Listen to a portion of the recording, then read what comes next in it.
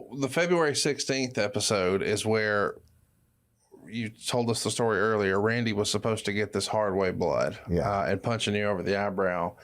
Of course, we know it doesn't really go exactly as we would have expected. Orton still looks Foley good. It looks really good. Okay, is his Meltzer? Orton hit Foley with 7 hard shots in the temple, and he legit injured his hand in doing so. Foley had major swelling near his temple from all the punches that the cameras on Raw this week were ordered to avoid to concentrate on shooting the blackened and bloodshot eye. The eye didn't get discolored after the beating, but as Foley likely wanted it to, since this angle had been his creation from the start, many people in the company were skeptical of the first part of it when he walked out on Orton, disappeared for 6 weeks, and was constantly branded a coward. But the company has finally agreed to it. So the next week, which you sort of alluded to, Foley used no makeup on the 23rd Raw skit with Jim Ross. He actually did an interview with Coach in midweek. Mm-hmm. Vince hated it and said he wouldn't let it air.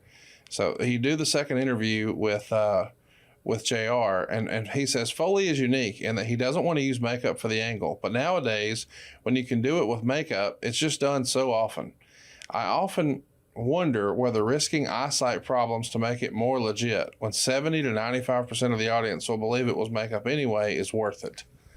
In hindsight, is Meltzer on to something? Yeah, he is. I have some problems, with my right eye. You might see me occasionally blinking. You think it's from that? Yeah, I do. You can see in photos sometimes that the movement isn't the same. And Robert Fuller was my, my hard way guru, and he told me it was dangerous.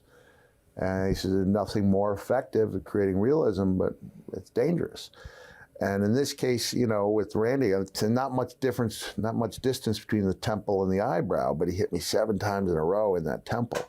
So it was another one of these things, just like with the super fortified hardcore title case that Randy hit me with. It was a worst case scenario. Like, that eye is so swollen up and not a drop of blood, but it would play out. I have to think, I like to think that fans would know it was real. It felt real because the spit felt real. Yeah. Everything about this felt real. And I think the highest form of flattery I got is that when I returned home, my son Mickey, so we're talking 2004, he would have been 3, he said, "Daddy, bad lady," because to him, being ugly was the heels in the Disney movies. The bad ladies were the ones that, the hag in Snow White, the stepmother in Cinderella, and Ursula, and the Mermaid. one, yeah, and also Sleeping Beauty, the one that Angelina Jolie went on to play. So that was his way of describing how bad I looked, and we've got a couple great photos, of me with the kids, and that was a shiner to end all shiners. I mean, it was, pretty significant. So in Atlanta, that Foley memory is right. You're finally saved. Show ended with Foley coming out. Evolution sends Triple H, who had left to get the strippers ready, came out for their gangland beating. Orton again challenged Foley to a singles match. Foley said he knew there was no such thing as a singles match, so he wanted a partner for a 2-on-3. They screwed up a little here, since everyone in Atlanta knew Rock was coming, since he'd been advertised, and that's why everyone bought tickets. Even though it was in USA Today, most viewers at home wouldn't have known it. So instead of a big pop when Foley announced his partner, Orton basically said, "We all know who it is, Mr. Hollywood and Mr. Walking Tall." They did act like Rock wasn't there and told Foley to call him up. Foley left the ring and Rock ran in. So in hindsight, but he's leaving out the important thing about, "All right, I'm going to call him right now. And bailing out of there, like almost power walking, and then turning around and going, instead of me calling him, boom, here it comes. So it was, it was unfortunate that Rock had been advertised, but I don't think it hurt the pop. Another one, I'll go on record, Road Warrior-esque. After the show, it's Absolutely. Rock and Austin in the ring for 30 minutes, cracking jokes on the mic. This has to be fun. Just with Yeah, friends yeah, again. because Steve was I don't know what they're calling a GM then. By then, I think it was GM instead of commissioner. And Steve felt like he couldn't do what he did physically, but he still had the ability to entertain people. Yeah. And he would do those great things where he would say, Lillian, you know, he'd get down on his one knee and like he was proposing to Lillian. He said, put his hand in her hand and he goes, Lillian, would you get me a damn beer? Like, there was a lot of fun. Yeah. So, and Rock and I had that history when we were the Rock and Sock Connection of being out there for 10 minutes. We didn't put in as much time as Steve did, but just entertaining people when the cameras, I guess in some respect, cameras are never really off, but when the USA cameras are off, and you're just doing it for the love of entertaining and because you want people to go home with smiles on their faces. Well, they had smiles the next day. We're going to be talking about some tag titles. Your very first WrestleMania. Yeah. Does it feel like it's been 25 years since 1997? It does not for me. In some ways, it feels like it's been a blink of an eye. But in other ways, yeah, I have to go back and realize 25 years. I've got a lot of anniversaries coming up. Technically, this was my first WrestleMania because I debuted the day after WrestleMania 1996. We've already covered the whole idea. I got my information package that said Mutilator on it. WrestleMania then is not what it is now. Right. It's not WrestleMania week. It was WrestleMania weekend. You'd get there probably on a Thursday. And then you were off to the next town on a Monday. You didn't come back and do the same city like you do now, which is great for the men and women. I have to resist the urge to say it's great for the guys. So if I say guys from this moment on, you know, the guys is collective guys and gals of everybody in the dressing room. And that was always really difficult to peak for emotionally for your WrestleMania match. Get back in your car either that night or the next day. Usually you drive the next day because of the post-WrestleMania party. But the party made it even more difficult because now you have to try to peak after the party where you've had the world's best shrimp cocktail, a directive of Mr. McMahon. And so it is a better deal today for the guys and women in the dressing room. But WrestleMania was still a big deal. I watched the first one. I watched 96 from the crowd. Saw Brett and Shawn Iron Man from the crowd. How did you watch it from the crowd? Throw a baseball hat on? Well, I had the baseball hat on. And also, I don't think as many WWF fans were as familiar with Cactus Jack as you might think. Right. There were some crossover fans, but it was this 1996, I'd estimate about 25% of the WWF fans. You know, the internet, well, there wasn't really an internet fans, but you're talking about your sheet readers, your insiders, they knew. I might say about 25% of the audience knew. And I think I went up there and watched from the crowd just for that final match. And because that's the match everyone wanted to see, they're not focused on you. And I think I was on the hard camera area where the WWF would put friends and family. Right. But it wasn't a situation where you had a suite filled with 100 people. Right. It was just me and somebody who worked in PR at the time. And we took in I've always loved to watch the big matches in person. It's different. So even when I was the commissioner, the GM, if something was big, I would go out there so I could absorb the atmosphere. And feel it. Yeah, I'd be part of it. So I'm glad we're talking about it. Eventually, we probably were bound to, but I've developed a reputation online for hating that match. And I love Shawn Michaels. I love Bret Hart, the Iron Man match. But that WrestleMania 12 match, I just feel like the concept of it being an Iron Man match made it less fun for me.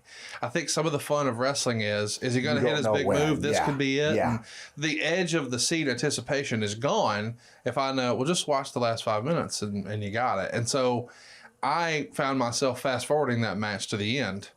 And I missed a lot of great action. I missed a lot of great stuff. But I just think from a psychology standpoint of taking the fans on a ride of, oh, he got it, no. Because even if he does, it ain't over. Yeah. And the idea that it could end at any minute, I think the Iron Man stipulation is maybe the worst. No, I don't mean the silliest, like so-and-so on a pole, Judy Bagwell on a pole or whatever. But the Iron Man thing, I think any other stipulation would have made that match more enjoyable. What say you? An hour is a long time for all but the most diehard fans. Hour is a long time. Yeah.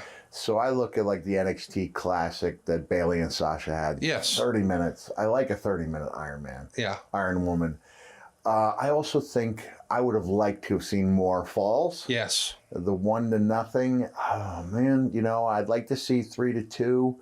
I don't know what it was like behind the scenes, if both men were resistant to losing a fall, or if they thought that would make the one less meaningful. Maybe. I would say that in soccer and for the international audience, football, I'd rather see a 3-2 game than a 1-0 game. Yes. I don't think it reduces the importance of the 3 and the 2. I remember when I was in WCW, we had like a Texas death match type of tag team match in Chicago at the UIC Pavilion.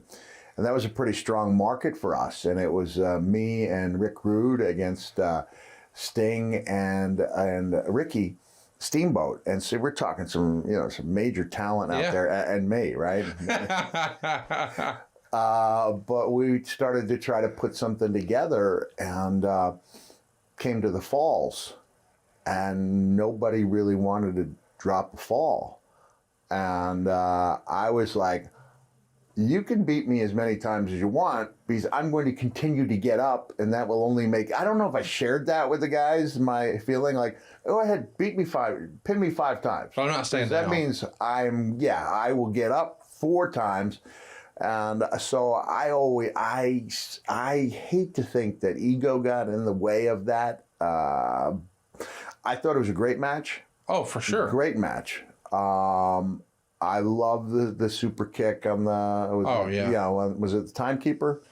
It looks like he put all of it into that super kick, too. Probably did, right? Yeah. Probably, you relieve the recipient of the need to know how to sell by putting all of it into there. You take that out of his hand. And so I thought it was a great match, and it was built up to childhood dream, and Sean had the amazing entrance. It was a moment, for sure. Yeah, I think, maybe they would have been better served by a different stipulation. It feels like to me if it was a 3-0 Super Bowl, like a great defensive battle Super Bowl, but when it was over, people would say, well, that sucked. I'd rather it be 27-24. Yeah. It's still a 3-point victory, but let's put some points on the board. I'm with you. But I do like your approach from, hey, beat me 4 times. I'm going to keep getting up. But that makes you look like a Superman, right? You just keep So I coming. felt about it. I was surprised that I didn't have more cooperation. And so that was the night of many defeats for me, and I felt like it only made me stronger. When do you think that changed in the business, or has it changed? Because it does feel like wins and losses in time, everybody sort of to come around to your way of thinking.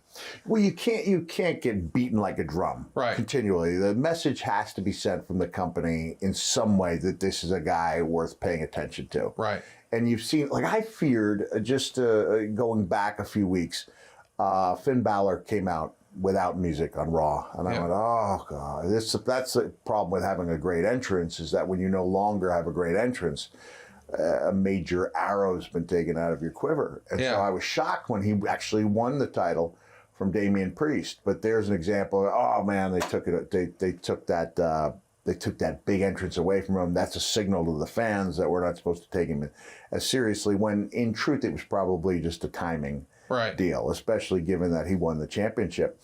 But when I went into WWF at the time, let's call it what it was, right? I think you're allowed to preface it with saying at the time, there was still the old timer feeling that you can't get beaten on television. That Honky Tonk Man probably this day believes you can't get beaten on TV. And I remember Harley saying to me to watch it because I was losing a lot. He said, you have to watch those wins and losses. And then you also get yourself in a position like when I was in TNA and then switched over and did a few matches with WWE from 2005, 2008, did a handful of matches. TNA, I did, a handful of pay-per-views and some TVs. And there was a young man, Chris Giordano, who lived in Seaford, New York, who I actually name dropped on Raw. And WWE wanted to know about this guy. Like, what's this? Well, he was a young man with cerebral palsy. And I used to go with my kids to his house. And we watched the pay-per-views. And he had an elevator, you know, that, and my kids, that might as well have been at an amusement park because they love going up and down in the elevator. And so Chris would get concerned about my matches and get upset when I lost until his dad told me he came to realize that I always lost. So that he wasn't as upset about it.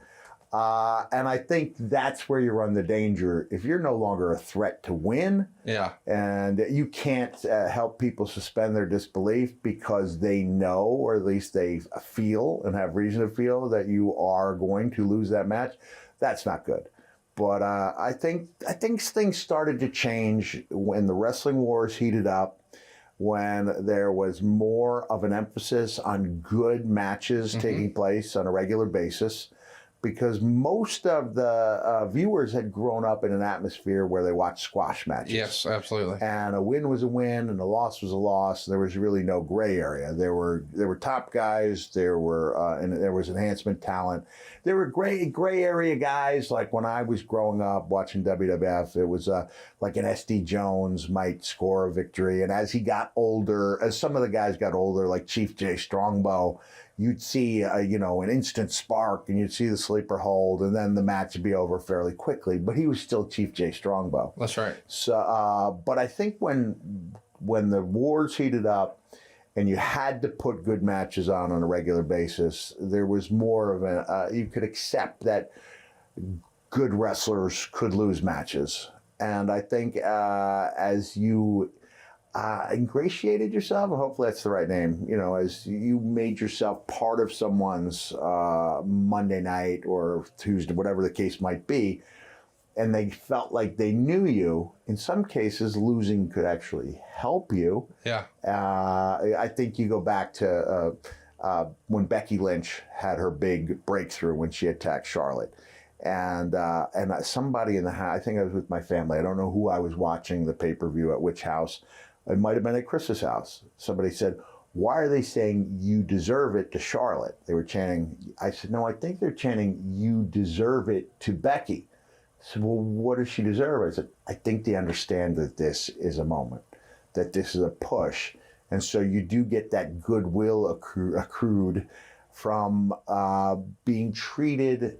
I think it's a fine line, because you're not doing as well as the company's not treating you as well as you feel that talent should be treated. You're on one side of the line, getting beaten like a drum. You're on the other side, and then you lose that emotional connection to that person, and you cast them off. I think in the same reason why when you're a young man or young woman and you have crushes and you're falling in love for the first time, you don't put your heart out there if you know it's going to get stomped on. Yes. Right? You'll take a chance in love if you think there's a reason. And this is probably a foolhardy, comparison, because men and women in love do ridiculously dumb things. Yes. But there are times when you don't put your heart out of the line because you know it's going to get crushed. Right. So you don't make that emotional connection with that character, or you lose that emotional connection because you know you're going to get hurt in the long run. So let's talk about WrestleMania. Your match begins with a Rock promo. Lillian's going to start with you, and then Rock just takes over, talking about Hurricane and Rosie, and Lillian just can't wipe the smile off her face. It's really good stuff. You guys go 17 minutes and 3 seconds. Meltzer would say, Flair was in WrestleMania shape. Here's the real backstory. When Rock was a kid, he used to say, when I grew up, I want to be like my dad, but if I can't be like my dad, I want to be like Ric Flair. Rock was just mimicking Flair's strut and having fun doing all the Flair spots. Foley even did an elbow off the apron on Flair, and Flair had taken a backdrop on the floor.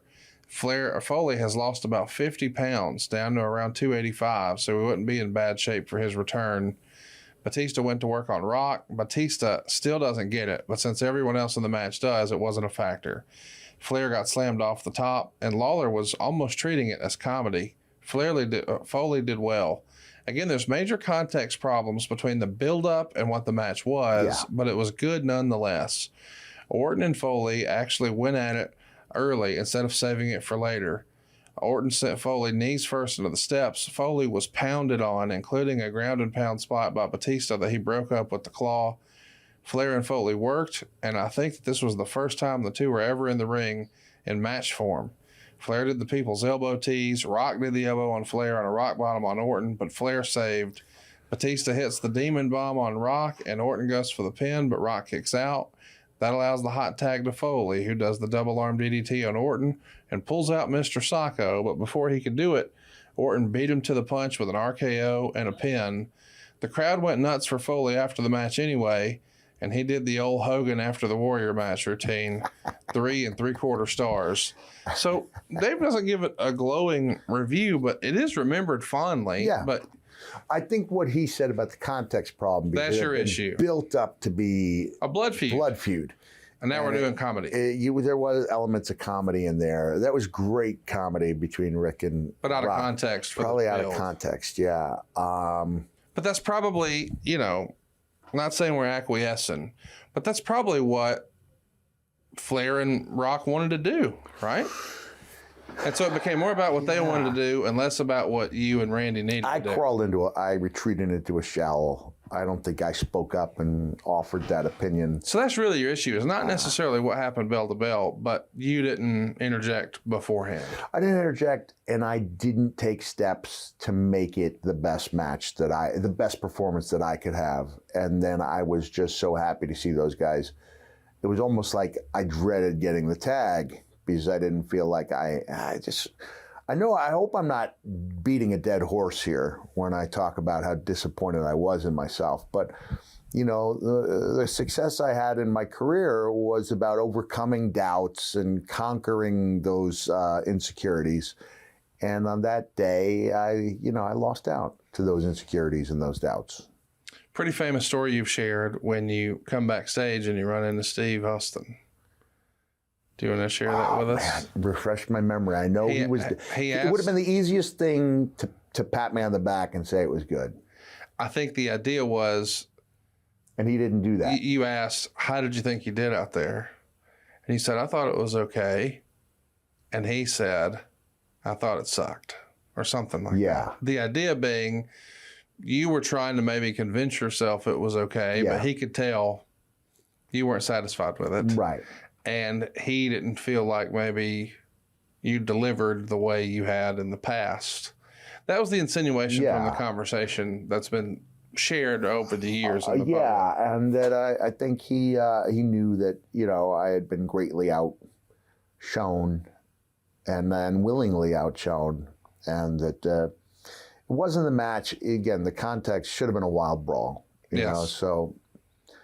3 3/4 stars is, on Mania for two guys. I was at my first match in 4 years. It's a handicap match. With essentially a celebrity and an older gentleman in Flair. Yeah. I mean, not bad. Right. Not bad. And maybe if I watched it back and I didn't know what the scene, the feelings were in my own head, but it definitely lit a fire. I don't know if it was on paper for us to have a rematch right away. That's what I wanted to ask. It came out in the Observer that it really bubbled out of WrestleMania weekend. So that wasn't the plan in advance. Like, in theory, this was the original blow-off. Yeah. But maybe you're like, no, I can do better. I think Vince sat me down and talked to me about having a singles match. And I don't know if he shared my feeling that Mania had been a disappointment. For me especially. Sorry about that. It felt more like an attraction as opposed to a conclusion. Yeah. And I was happy to do the favor for Randy. It was really nice that the crowd gave me that response. I remember Rock literally going like this to me to let me have that moment. When I saw photos of myself, I just looked so drained. And you can't fake passion. But you also can't fake conditioning. That's what's good. There's a saying that says, fatigue makes cowards of us all. Yes, sir. And it certainly does. But it greatly reduces your ability to put on a show if you're drawn. If you can't breathe. You can't breathe, and it's just this withered, drawn. You just look drawn and exhausted, and that's not a good look. So had I not had that opportunity to come back with Randy one-on-one, that match would have bothered me. It's obviously still does, but it would have eaten me up. So, from your memory, Vince brings you that match. You don't necessarily bring it to Vince, right? He sits me down in his office, and proposes that match. But today we're talking about Mankind. Yep. The Observer wrote this: Cactus Jack, who had just moved from New York to Atlanta, was thought due to his look and style to be a wrestler the WWF would never be interested in, but times have changed. He said to be very close to going, with some saying it could be shortly after the Royal Rumble. Heyman supposedly told WWF officials, which have been attempting to make friends rather than enemies, that he didn't want to lose Jack until he could finish this current program, and said that would be April of 1996, and the WWF said they were in no hurry to bring him in. The WWF is also looking at ECW as a place where they can send their own wrestlers to get work next year, since they aren't going to be running as many house shows, and guys are already complaining about not getting enough dates. Jack is longtime friends with Troy Martin, the WWF's Dean Douglas, who is well known to be unhappy in his situation in Titan, which may prove to be a factor as well. Which does make me want to ask, did you talk to Shane about that? Because, boy, he did not have the best experience. Yeah, I did. Yeah, Shane was... Shane wasn't high on the idea of going there. And as crazy as it sounds now, looking at The Undertaker, it was thought by some of the key people in the business that he'd already had his run. That 96. So he came in Survivor Series in 90. Yep. 6 years. Some people thought it's a great gimmick. It's run its course. Undertaker was looking to make some changes in his style. I think if you look at The Undertaker's incredible winning streak at Mania, not all those matches were five-star classics. No, sir. There was a long series. You know, it was just... They would put him in a program with someone who is bigger than him in some way. So whether it was Giant Gonzalez being taller than him, it was Kamala being heavy, Bundy. Yeah, so you weren't getting, and then, Snook, when he wrestled Snooka was a little past his prime at that point. And I think, not that Snooka was bigger than Undertaker, but they had gravitated towards that by those final years. He didn't have the best opponents. Yeah, and I've never even had it verified. I've never even asked Mark if he was the guy who said, I want to work with this guy, because I went from being a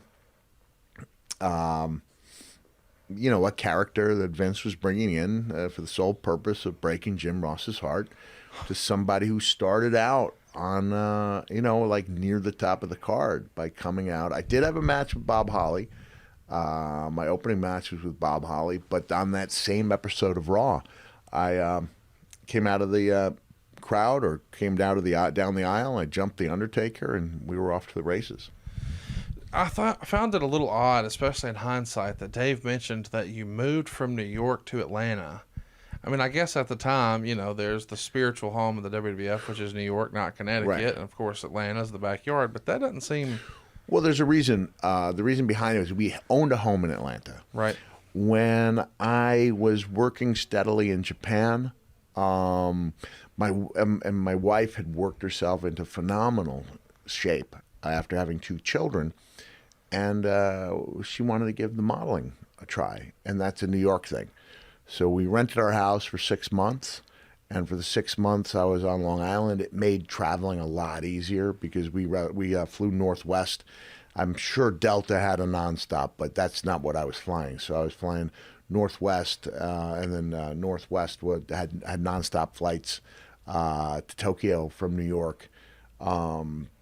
And also my parents were there. Yeah. It was great to see my parents. But when we went back to Atlanta, it was because I had landed the WWE job.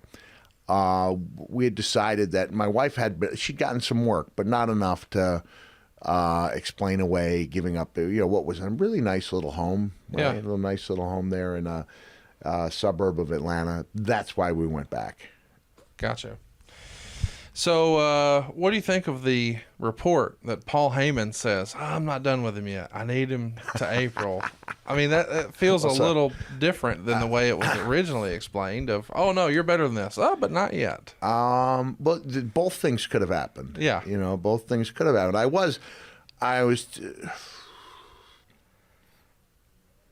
I would argue that I believe it was always the plan to come out the day after Mania. They weren't in a rush. And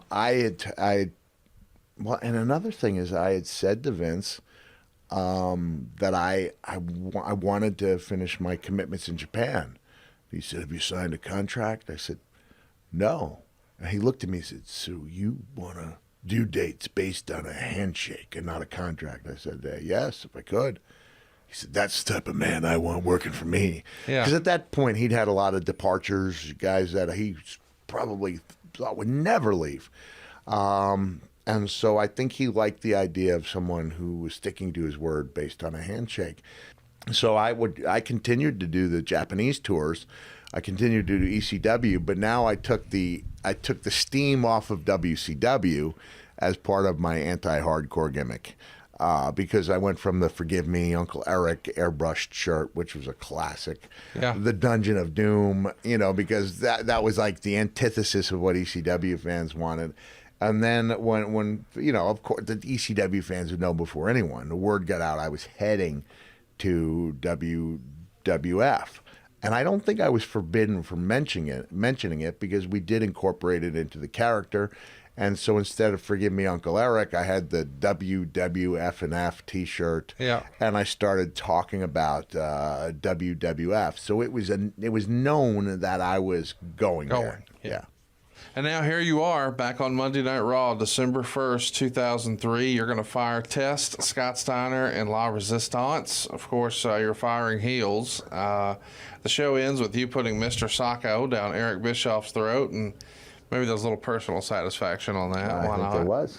The next week on Raw, The Rock returns in Anaheim to save you from the 2-on-1 beatdown from La Resistance. Wow, I don't remember that. You thought maybe just outside of Atlanta. I thought the only time The Rock came back was to set up the Mania match, and I thought it was outside Georgia. I don't remember him coming back against La Resistance. When do you know that The Rock is officially figured in? Is it?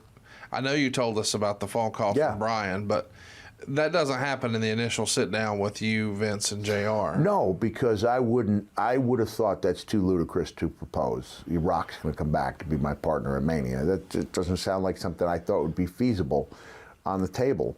So once we knew Rock was coming back, we began setting that table by putting me through, might be jumping ahead here, but when it gets to me actually being on the show, being on Raw regularly, I start taking a pretty serious beating every time I go out there. I'm being put through a table, power bombed by Batista, getting slapped in the face where it has to look good by Randy. I was taking my lumps. I know I'm forwarding ahead to the showdown for the singles match, but when I pulled him aside, I think we were in California. I think we were in Bakersfield.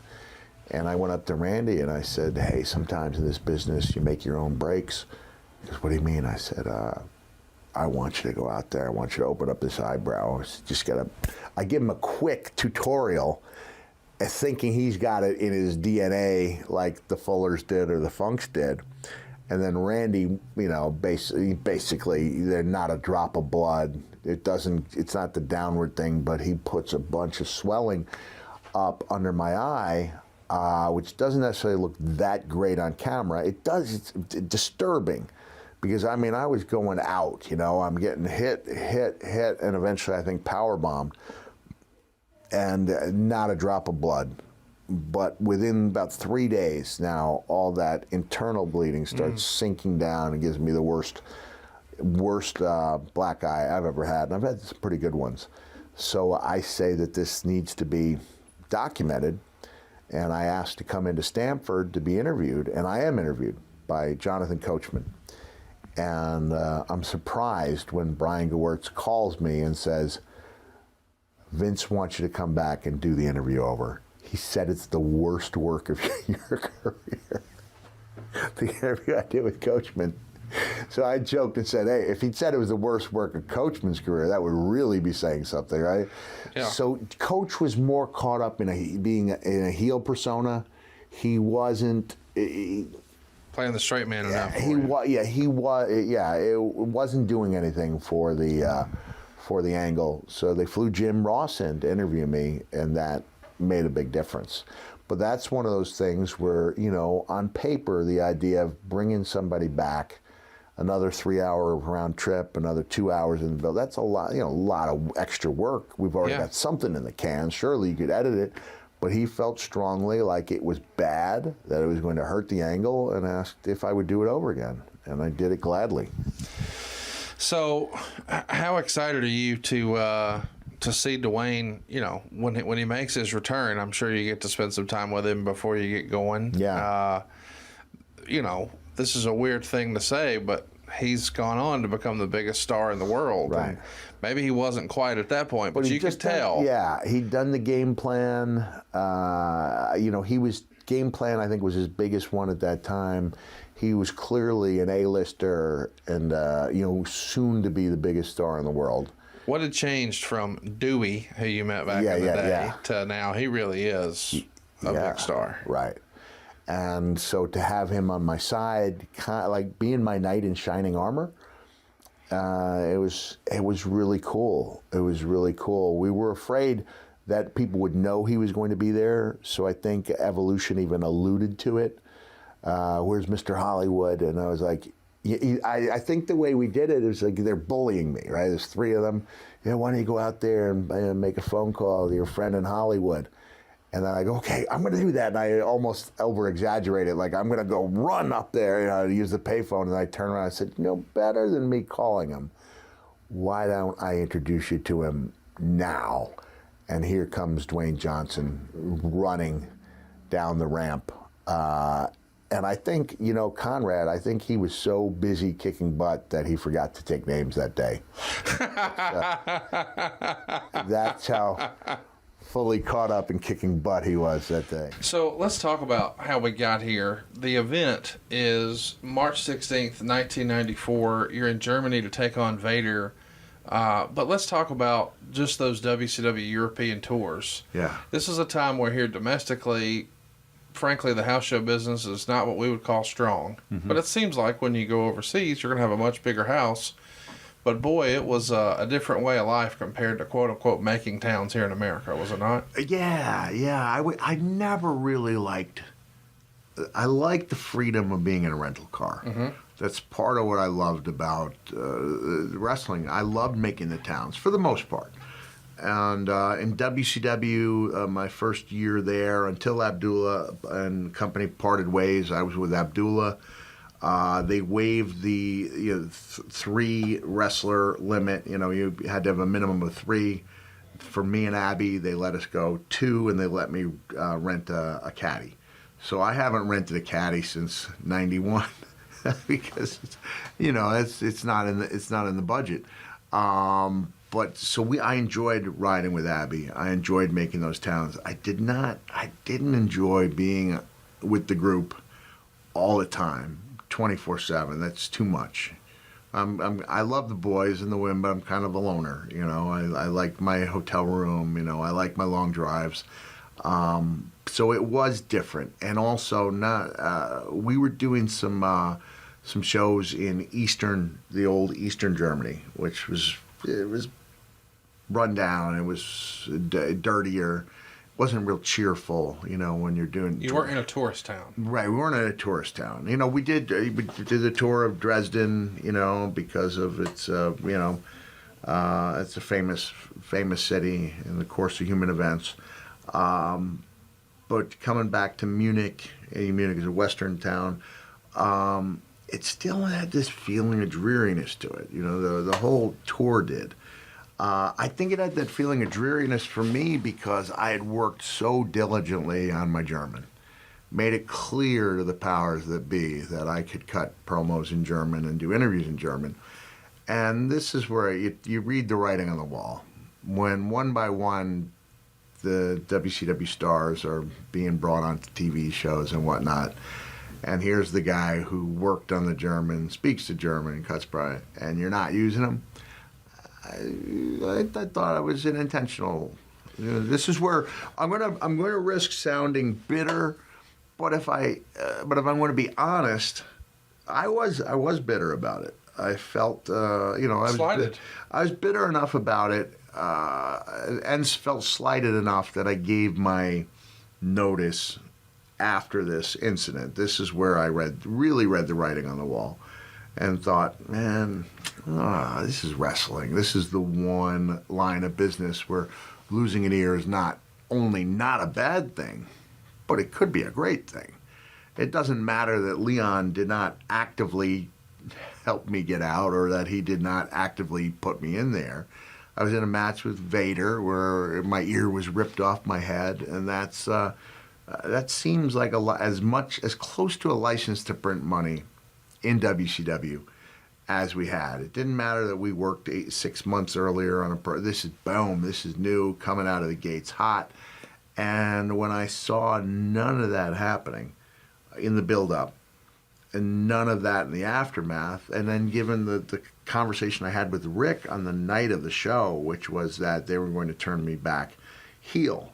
So the night of the event, yeah, you met with Rick, I assume, before. Yeah, before. And does this happen in the arena? It's in the arena, yeah. And so he comes over and says, "Hey, Cactus, I want to talk to you." Yeah, sort of deal? We had a long talk, and it was based almost exclusively around. And this is what I took from it. Rick might have another, he might say, no, here was the basis of the conversation. What I took from it almost exclusively was that the beatings I had taken at the hands of Vader, Rick said they're most brutal beatings he'd seen, didn't result in a jump in the ratings.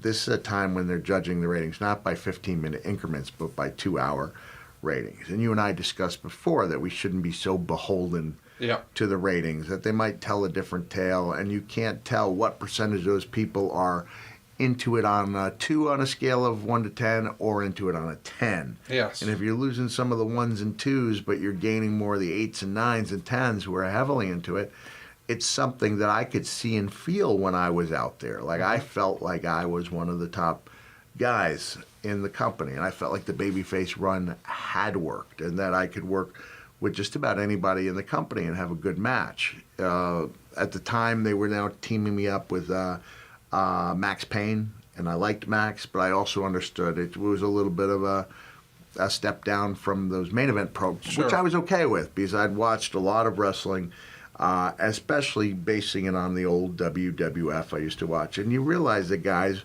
would take a step down and be in a program, and then all they need is the right angle to boost them back up. Right. So I wasn't as concerned about the push until Germany, until it was kind of the trifecta. One is now as I'm saying trifecta, there might only be two, but one was the complete lack of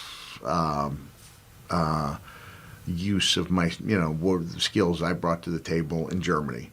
And I guess the big one was refusing to do anything with the ear, which just seemed. But what did Rick say afterwards? Well, you said. Well, he just said you're a heel. But as the basis of saying I was a heel was that, I could say, hey, just listen to the fans; they're behind this thing. But the main thing was the ratings, because they lived and died on the ratings. I remember going up to the office, may or may not have been the time I brought the exotic dancer up with me to get my check. I can't remember. But it was on the door, it said, "Welcome to WCW, home of the 3.5. I think it was 3.5 they'd done on a Clash of the Champions ratings. And I think it was also the date that Harley Race brought in the Kongs, and Jesse had a field day talking about their ring attire. Yeah. So nobody gave the Kongs the credit. You had that ability to see into the ratings whatever you wanted to see. Sure. And a few people had benefited. I think Rick really benefited from a high rating when they featured, they did like a Ric Flair tribute show or something, and while he was with WCW. And after that rating came out, I think Jim Hurd's state of mind was, we need that guy. And Rick wasn't completely happy in WCW, and so within a few weeks or a couple months, Rick was back in WCW. And of course, he's Ric Flair, and he's always going to make an amazing mark on the product. But I think the fuse was lit when they saw the rating he had brought in. So when Rick is having this meeting with you, at different points, Rick was sort of running creative. Now, of course, he to this day denies that was the case, but he definitely had input. Yeah. Did you get the takeaway or the vibe from your meeting with him? This is Rick's idea, or this was something handed down to him, saying, "Nope, they're not buying him"? I did not know. Yeah. I did not know. I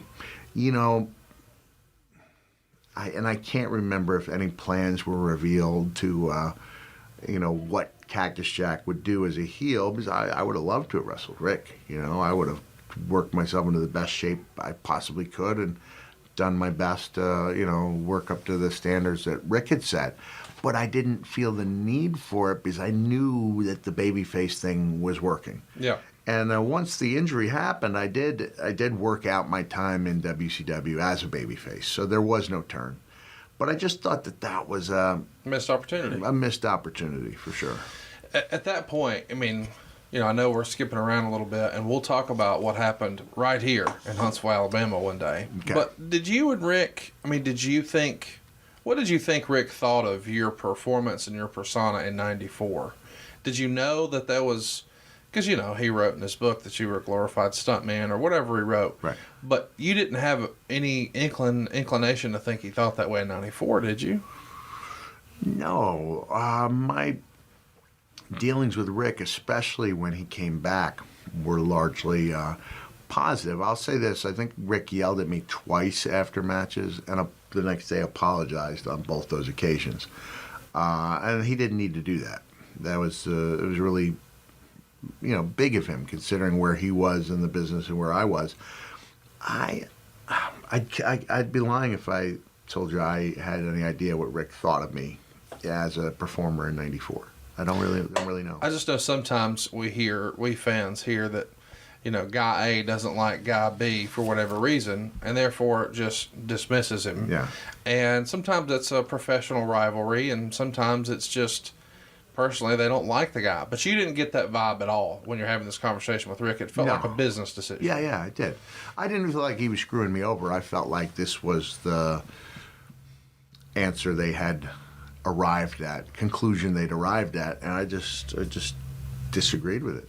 In the scheme of things, it doesn't matter, but I am curious, when they didn't go with the guy who spoke German, who did they go for that media? Is it everybody Sting but the guy. And I'm not talking about the main event guys. They'd use them, but I would say they used half the bus. So if there were 25 guys on the bus, say, they probably used 10 to 12 people who were not crazy about doing promotion to begin with. And here I am. I've pitched it to the company, told them I'm working on it. It wasn't like I was working on it from scratch, because I had the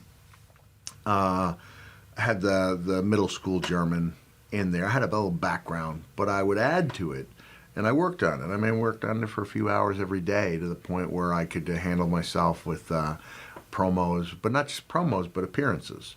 So I thought that's really something cool. And later on, when I went to, I think that night that I lost the year, I did cut a promo. And like a lot of things, it wasn't nearly as good after I did it as I thought it was while I was doing it. But I think basically I was saying, Vader, you say to, fight your fight. I say, live my life. Yeah, it's kind of corny now. But I was yelling it out there. And I could sing German folk songs. I just thought they knew, just like they knew it would have gotten over for me to be cutting impassioned promos in the United States after losing my ear, that they just decided not. There's no plans for you. That's it. Not to do it. They had to know it would have worked. Sure. And I don't think they wanted it to work. Do you think, when we're saying they, sometimes people really think we mean this guy or that guy. Yeah. But I've also heard from a lot of folks in WCW that, man, it was just, for lack of a better phrase, just a disorganized mess. You know, sometimes the left hand didn't know what the right hand was doing. So I almost wonder, did the person that you communicated, hey, I've learned German, I'd be excited to do some media over there, maybe that never got communicated to the media department within Turner? You're giving them way too much credit. Okay. Right now. Yeah. No, somebody willingly dropped the ball. I think. see. Yeah, not mistakenly dropped it. Do you have any idea who it would have been? I don't. So your journey to WrestleMania here 13 really begins at the Royal Rumble. You and Terry Funk are going to brawl with each other out of the ring, which distracts the referees and helps Steve end up winning the Royal Rumble. And you're doing this in San Antonio, wrestling against your wrestling mentor in a huge freaking dome. That had to be a cool moment for you. The crazy thing is, you can only remember a certain amount of things. Right. I think we've covered this before. You tend to remember the things that went really well, the things that were really bad. This is an indication that this fell somewhere in the middle for me, because I remember every moment of the next year, which is the 3 entries. Yes. And I remember starting out the match with Terry Funk and then, doing a number on The Rock, who somehow, to this day, I don't know, I believe he rolled between the second and third ropes with the garbage can on his head, which means he had to intuitively know where the ropes were. Yes. So you can go back and maybe my memory's off, but I remember The Rock doing some amazing stuff with a garbage can on his head and no visibility. So he was a phenom in that way, knowing his way around the ring. The year before, I cannot really remember that I was in there with Terry. I don't have that big of a recollection at all of being in that Rumble, even though it was my first Rumble, and I should. And it was in San Antonio, and that's when Huge crowd. Yeah, huge, 48,000, somewhere around there. Yeah. That was Sid and Sean, because Yes. San Antonio is Sean's hometown. But I wish I did. I know, when Steve won that thing, that's what everybody wanted to see. Yeah. Right? I mean, Steve's character was really catching fire at that point, and we'd see that pay off at WrestleMania in a huge way, but I don't remember too much about being part of it.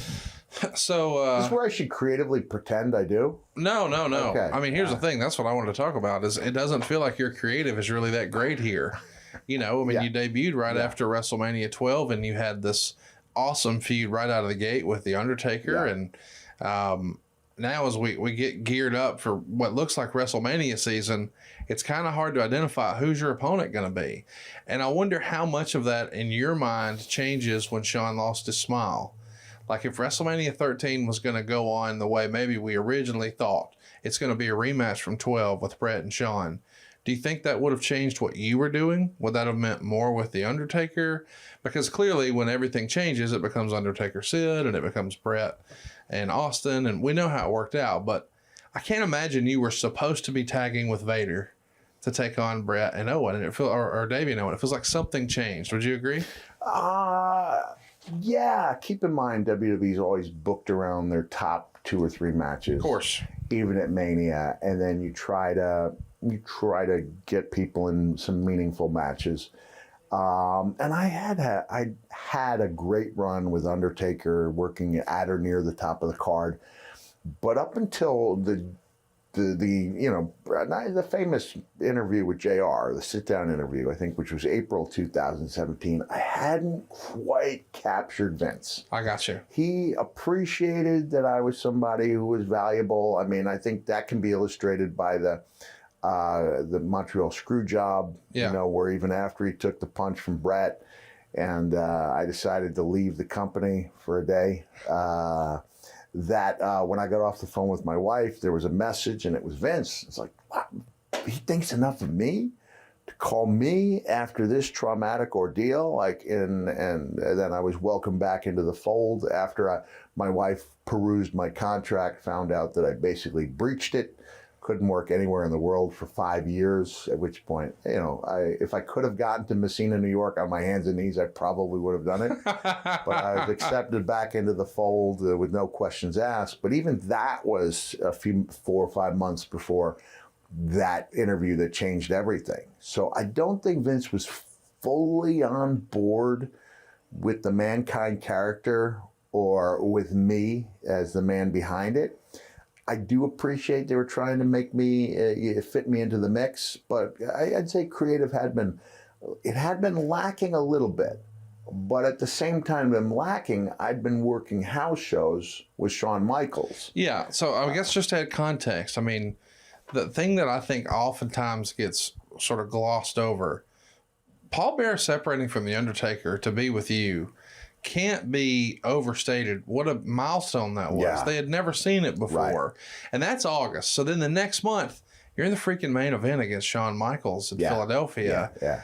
And then there's the crazy Buried Alive thing in October. But then it starts to feel like as we march through a few months, it's like, okay, now what? You're looking for the next big thing. I literally started I did my angle with The Undertaker the day after Mania, say April 1st. Yeah. So, don't know, within a couple days. Right. And so we worked that angle to the point where I had my first pay-per-view match at King of the Ring. That was Milwaukee, Wisconsin. And beat him. Beat him. Came back against Henry Godwin, I think, in Vancouver the next month. Then I had the August Boiler Room Brawl. Huge. With Undertaker. And I don't know if technically I won, but I walked away the winner. I believe I did. You walked away with Paul Bearer. Yeah, you have to get the urn, and he didn't get the urn. I did. So I was 2-0 on pay-per-views, which for you trivia enthusiasts out there were the only 2 victories I ever scored over The Undertaker. If I had 100 matches, so we like to exaggerate the number, I'd say I had close to 100 matches. In this business, we tend to exaggerate. Sure. Because we believe it in our head. But I believe I had 100 matches or so, and my record was 2-98. But those were the 2 that counted. They did. So that takes us into now September. We've got Mind Games with Shawn. October, Buried Alive. November, I work with Undertaker again. And the MSG this time. MSG. And now that's run its course. Yes. So now I'm on the road in December, January, working house shows with the champion and doing my best to tear it down with a champion who's injured, beaten up. I guess in the long scheme of things, beginning to lose his smile. But we were having some very good matches with 2 guys who were really banged up, really hurting, and finding a way to have very good matches around the loop. So it wasn't like I was out of the loop, but they were at a loss, I think, for creative for me moving forward. Let's read what you wrote from your book here. My eyes welled up and my face began trembling. The scene was perfect. Looking out at my career with a face full of blood, sweat, and tears, slowly I turned. Just like the heroes of old, I rode off into the sunset. I felt an immediate sense of joy when I walked through the curtain. Vince wrapped me in a big hug despite my bloodied state and his expensive jacket. Hunter was through next, and he hugged me as well. Even Stephanie was up for a hug, even with the knowledge that her dress would be history. Is this a pretty perfect exit, do you think? Yeah, it really is.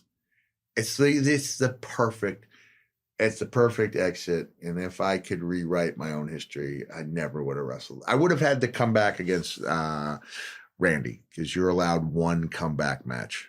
I would have done the tag with The Rock and followed it up with the match at Randy, and then never wrestled again. Because I think everyone accepts that you're going to have 1 comeback match. I wouldn't have done a match 6 weeks later. I would have done those 2 matches, and that would have been it. But that would have meant no Edge match in 2006. But you could tell just comparatively that I was down to 270 in 2004. When I came back to wrestle, I was back up over 300 pounds. And I'd gone down from 330 to 270 in about 6 months' time. And I was, really wanted to make that the best match it could possibly be. Came up short, I thought, in the tag team match, the 3-on-2 at Mania, and then acquitted myself. Is that the right word? A month later. Yeah. But if I could, that was a great ending to a career. Meltzer loved it too. He wrote, he was the classic overachiever who defied all the odds and was possibly the single greatest influence inside the ring of styles changing in the business of the past 10 years. In a career destined because he wasn't that great athletically and didn't have what was believed to be the right look and physique for being mid-card for life, He ended up, when his career came to a close, as one of the biggest 5 stars in North America and even as a best selling author. In the end, he went out with the glory but without the storyline ego, putting over the world champion twice on pay per view in his own specialty matches, and even in tag matches on TV and in every angle over the final weeks of his career. Hunter Hearst Helmsley long since earned his spot as the top heel in the industry today, but if he is remembered someday as one of the top heels in history, he owes a lot of it to the credibility Foley gave him in these last 2 months. In many ways, from hard work to unselfishness about making others look good, to being a student of the game and probably truly loving pro wrestling more than nearly anything else, he gave enough of his body, perhaps parts of his brain. He gave it so willingly and so happily, whether big money was involved or not, and not for the selfish glory of bragging about scars in the bar to get over to nobody, but more to satisfy his own vision of what he wanted his role in something greater than him in this business to be. He should be admired for like few of any wrestlers of our generation. The fact that he was able to achieve his level of success without developing the star attitude that the majority of people who do it would develop, and the quality of the book he wrote, speaks volumes for him as a person. But as everyone knows, this story is not without a dark side. Because of his inventiveness, coming up with dangerous ways for a guy who should be able to blend into the crowd to get noticed by the crowd, the business is far more dangerous. Injuries are more plentiful and more severe than at any time, and this can't be blamed on him, as those trends were going to happen anyway. But it was his success, not someone in ECW like Sabu, who never performed them on a national stage, that became the wrestler who inspired a large percentage of teenagers over the past 3 years that felt they were never going to have the body to be a pro wrestler or the athletic ability. They felt like they could emulate him. And hey, he's still alive, walking around, and he's a superstar.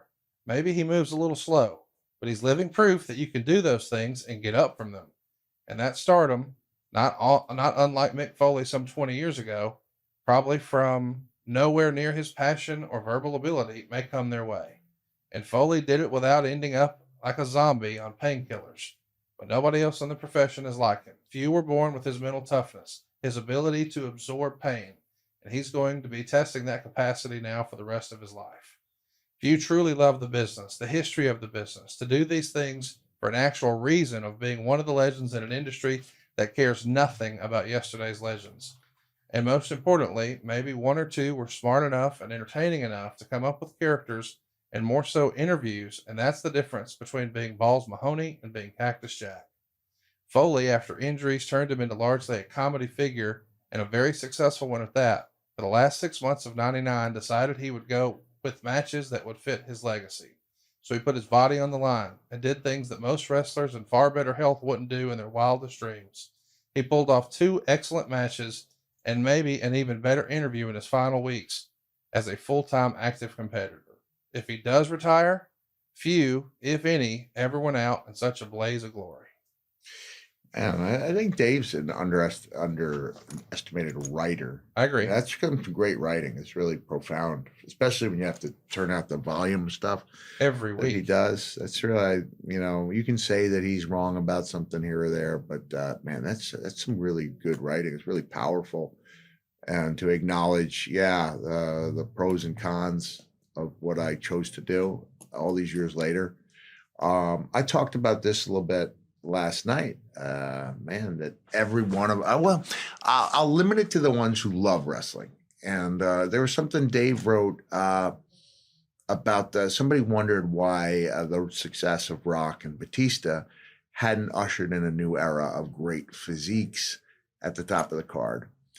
And Dave said, well, it used to be bodybuilders could look at the product, see it as fake fighting, an easy way to make money and get in. And now anyone with half a brain can see that's not the case. They can see that it's really difficult, takes a lot of skill and athleticism that honestly, you didn't have to have. I don't know if I could have made it in this current day because I think you need more offense than I was capable of generating with my, Come on. all right, maybe, but I also had the toys to play with. I don't know.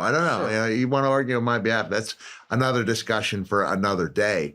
We connect to characters we like. Yeah. And it's like in my business and sales, you do business with who you know, like, and trust. We fans know, like, and trust you. And that will Thank work you. in any era. I appreciate that.